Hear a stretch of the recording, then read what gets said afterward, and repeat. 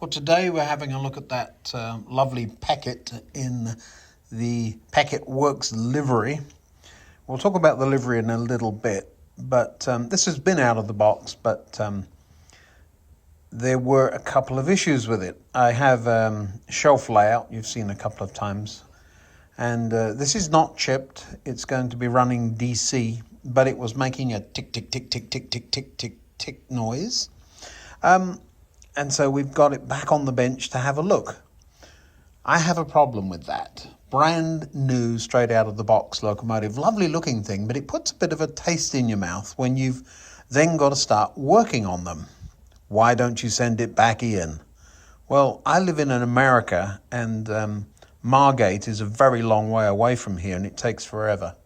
Gorgeous thing. A lot of cast on this model. I know a lot of people rave about that. Personally, I don't care what it's made of. The casting tends to have a little bit of a problem with detail, but look at that in the cab there.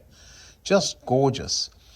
You could say, look at the attention to detail, and yet it's the fine detail, the everyday stuff that they have to pay attention to that this is Hornby, so Hornby just doesn't. It's over and over and over again. You see that Class 73 in the background? Piece of junk, but gorgeous at the same time. It's not got the detail, but it just runs. This thing, lovely looking, but doesn't work. It has to work. That's the number one thing. I don't want to be spending all my time fiddling with it. Do I sound like a curmudgeon, grumpy old man?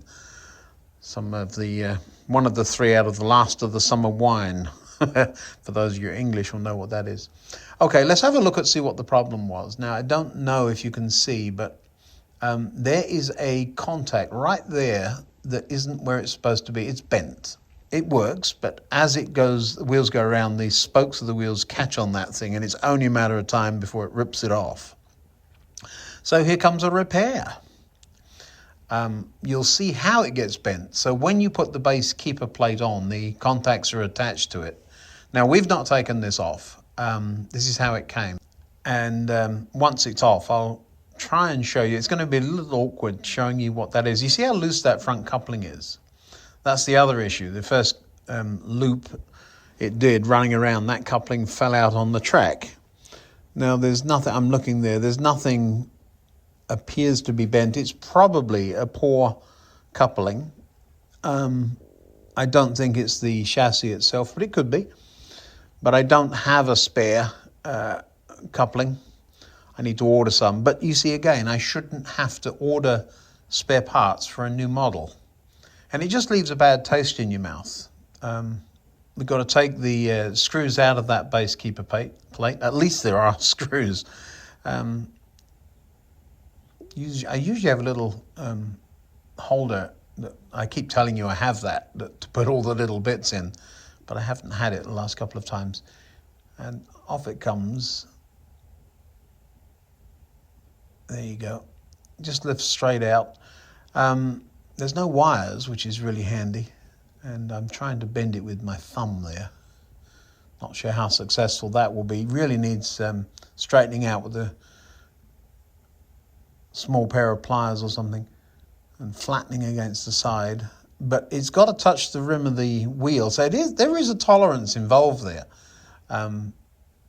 It looks about right. But you've got to get it right. But you shouldn't have to. There is now becoming a third issue. Oil.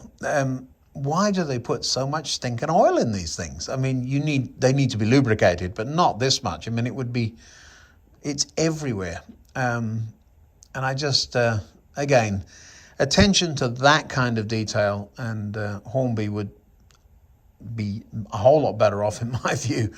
I mean, I've had Hornby trains for well over 50 years. I hadn't heard of Bachman, and I hadn't heard of some of the other manufacturers, which I'm now leaning towards because of this kind of thing. So on the layout, there are a wide selection of locomotives now exactly because of this.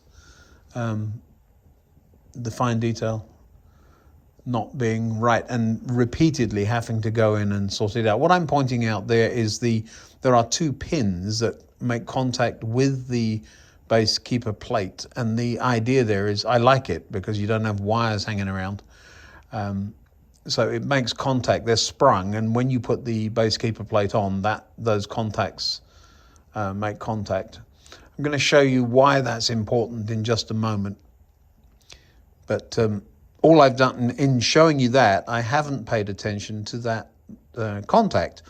Now you could say how easy it is to get it wrong. Yes, but I'm not paid to do it. Hornby's employees are. And so while I've straightened the contact, I've also got it in the wrong place again. So this is exactly how it's happened. I'm putting the screws in, and then I will notice that the contact isn't in the right place. You see there?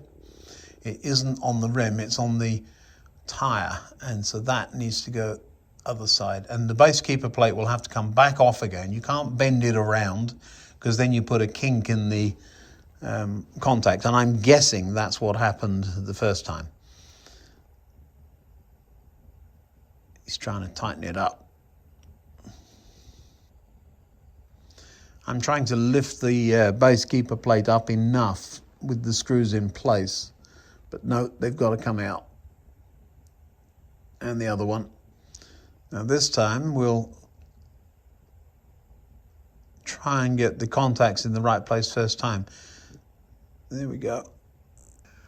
Let's talk about the livery, something positive. Now at Betteshanger there was one of these things that used to run up and down, and we'll have to turn it up to see the livery.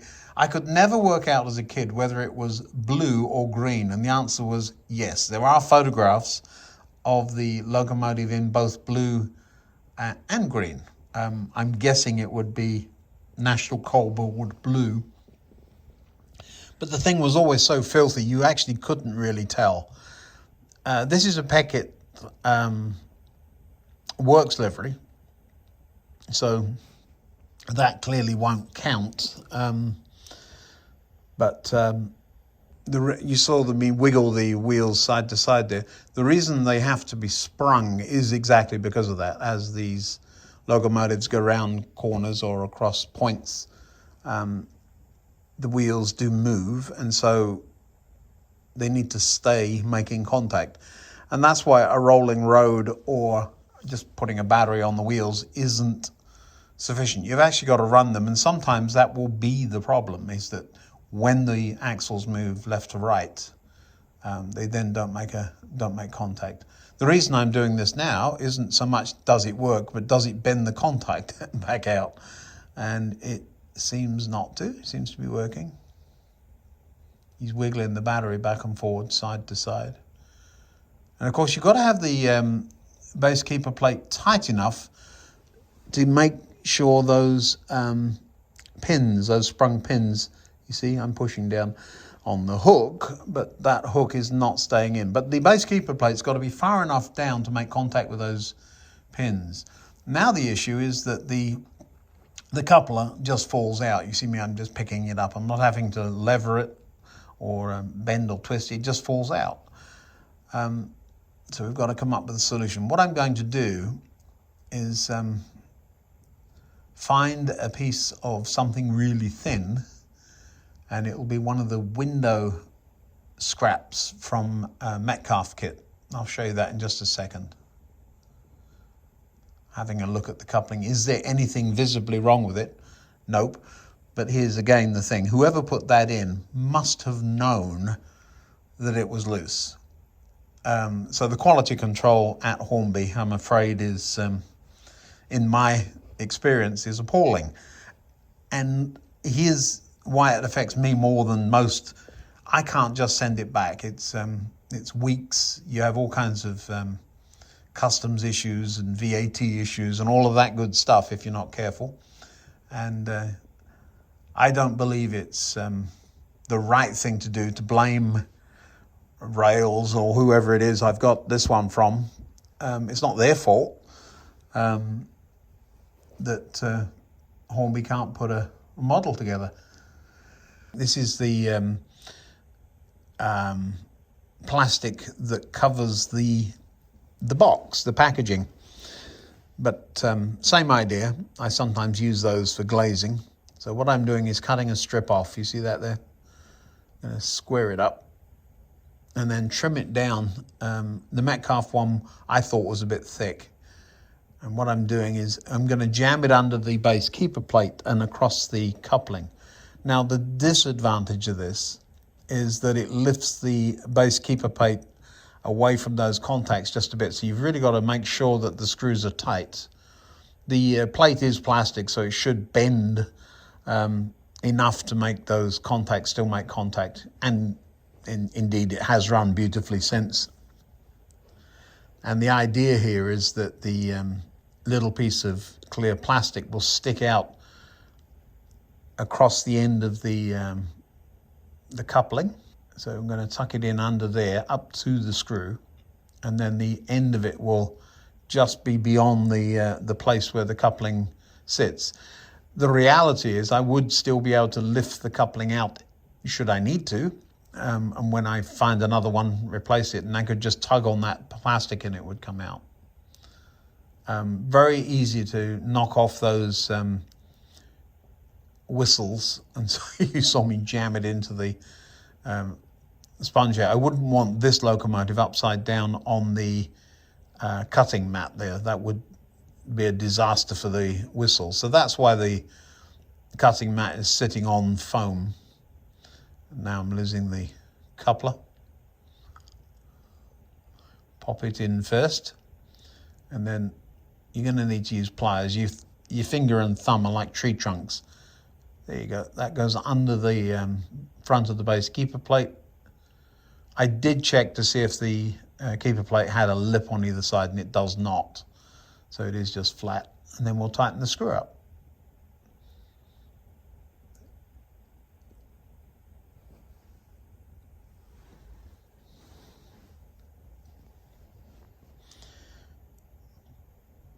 The coupling stays in, and let me show you that. It still runs. The reason checking there, are those contacts making contact? And of course they must be if your wheels are turning. Yeah, lovely looking thing. Beautifully made, except that it didn't work, and the coupling fell off and it was covered in oil. But yeah, let me show you that repair. So there you go, just a little piece of clear plastic held under the end of the base keeper plate and across the end of the coupling. You can't see it. Wouldn't matter if you could, but you can't. The coupling, because it's smooth, the coupling still can flex up and down and left to right, so not a problem there. It just keeps the whole thing in place. Shouldn't have to do those kind of repairs. The livery, a lot of people like to dumb these down, cover them in dirt, weather them. I don't know, I haven't got to that point yet. I get that it looks real, but I want to remember them as beautiful. I'm perhaps a little bit too old-fashioned with that.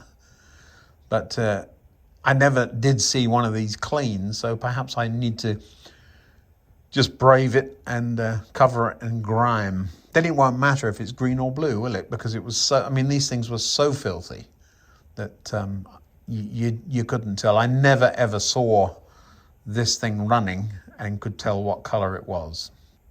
Now, which of the two would I prefer? Well, I'm much happier with the diesel because it worked. And yet I really love the look of the Peckett. I just wish Hornby could put a model together without the seemingly always something you've got to correct before you can actually use it. Anyway, that's me griping and groaning. I hope I wasn't too negative, but it's just a little bit disappointing, and I'm a big kid at heart. Imagine giving a child a present that's broken. That's what I'm thinking, and it's just, yeah, let's don't do that. Thanks for watching. Click the like and subscribe, and I'll see you next time. Thanks for watching.